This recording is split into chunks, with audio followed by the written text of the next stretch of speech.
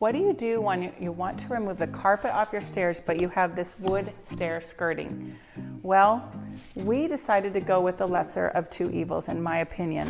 So this particular home seller wanted to have the hard floor on the stairs, and I did too, because I think it looks the nicest. You're gonna have an exposed edge of the skirting, and it's often uneven, because when builders built the home, they knew there was gonna be carpet up against it, and the carpet just hides everything. So even though the edge is exposed and it's imperfect, I personally think it's a way better look than having the carpet, because today, nobody wants carpet anymore. They want hard floors throughout. They don't want the dirt, pet dander, spills, potential mold and mildew in carpet.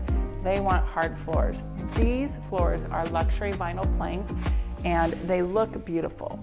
I had no one be concerned or pushing back when this exposed edge here on the stair skirting was presented during our open house, and we got multiple offers and went into escrow over asking the first weekend with this home renovation. So I highly recommend living with a little bit of unevenness and the exposed edge of the skirting, because your next alternative with hard floors is to rip out all the stair skirting and the banister completely and rebuild it from scratch, and that's very expensive.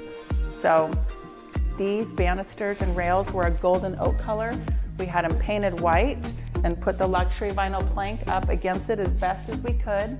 The flooring guy did a really good job of lining it up the best he could and making it look as good considering the challenges, and well worth it.